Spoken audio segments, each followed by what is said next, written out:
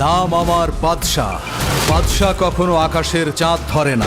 মান্না চলে যাওয়ার পর ডালিউডে যে শূন্যতা তৈরি হয়েছে সাকিব খান তা পূর্ণ করলেও নিজেকে ধরে রাখতে পারেননি গরিবের মুন্না ভাই এমবিবিএস মুন্না খান। জীবন দিয়ে এই শূন্যতা পূরণ করতে ছুটে এসেছেন তিনি। দিয়েছেন একটি সফল ফ্লপ ছবি, আর এমন ছবি প্রকাশ করার পর মানুষজন দেখে তা হাসতে হাসতে অস্থির। ফলে কেউ কেউ বলছে, হায় আল্লাহ খালেদ, মুন্না হতে এলেন মান্না কিন্তু হয়ে গেলেন দিলদার। এই স্বঘোষিত হিরোর অবস্থা দেখে মনে হয় দিলদার বেঁচে থাকলে এখন কৌতুক অভিনয় করা ছেড়ে দিতেন, কেননা সিরিয়াস অভিনয় দেখে সবাই হাসা শুরু করলে কমেডিতে কেউ কৌতূহলী হবে। তছনছের টিজার দেখে সবাই হাসছেন, ব্যাপারটা এমন নয়। অনেকে আবার নায়ককে ভরে তছনছ করে ফেলেছেন, তবে কোথায় ভরেছেন তা নাই বা বললাম। এমনকি যেসব ভাষায় ভরছেন তাও প্রকাশের অযোগ্য। কিন্তু সেই অযোগ্যকে বুকে টেনে নিলেন আমাদের অ্যাকশন হিরোইন জেসমিন ববি।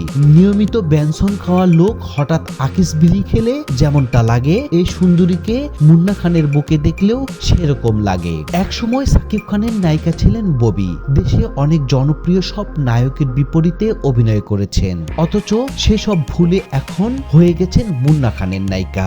ব্যঞ্জন সিগারেট খাওয়া মানুষ খুব সহজে আকিস বিড়ি টানে না। পকেটের উপর 47 দুর্ভিক্ষ গেলে কেবল এই কাজ করে। তাহলে কি ধরে নেব ববির টাকা পয়সার অভাব শুরু হয়ে গেছে? কেন তিনি এভাবে নিজের অবস্থান ও ইজ্জতের ফালুদা করে দিলেন?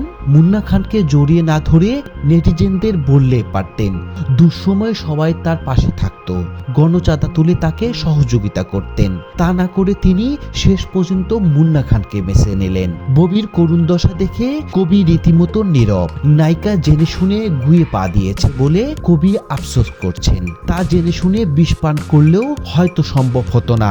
আনোয়ার হোসেনের বিভিন্ন সিনেমায় সন্তানের উদ্দেশ্যে যেমন বলে, তোর পাপের কামাই খাবো না আমি বলে বুকে হাত ধরে মরে যেতেন। কবিও এখন ববিকে দেখে তাকিয়ে ঠিক সেভাবে বলতে ইচ্ছে করছে, তোর ওসব সিনেমা দেখবো না।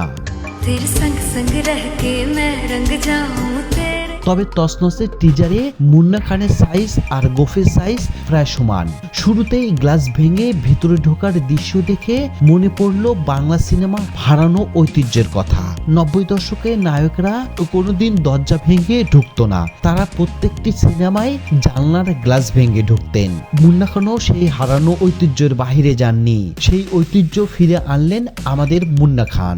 অন্তত এই কারণে কাঁটাবন থেকে একটা ক্রেজ বানিয়ে এনে তার হাতে ধরিয়ে দেওয়া উচিত। আজকাল ব্যাঙ্গের ছাতার মতো গজিয়ে উঠছে অ্যাওয়ার্ডের দোকান। এগুলো থেকে কেউ মুন্নাকে শ্রেষ্ঠ অভিনেতা পুরস্কার না দিলেও নষ্ট অভিনেতা অ্যাওয়ার্ড দিতেই পারেন।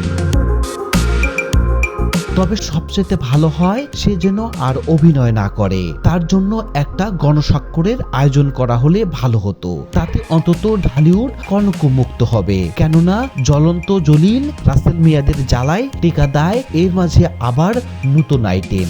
এর জ্বালা কিভাবে বা সহ্য করবে নিরীহ ঢালিউড? তাই জরুরি ভিত্তিতে গণস্বাক্ষর নিয়েও মুন্না খানকে খান খান করে দেওয়া উচিত।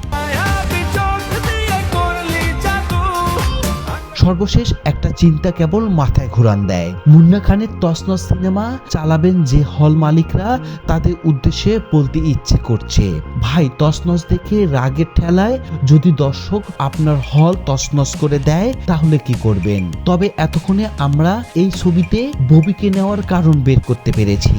আমাদের মনে হয় মুন্না খানের অভিনয় দেখে মানুষ যখন বিরক্ত হবে তখন ববিকে দেখে তাদের ঠান্ডা করা হবে।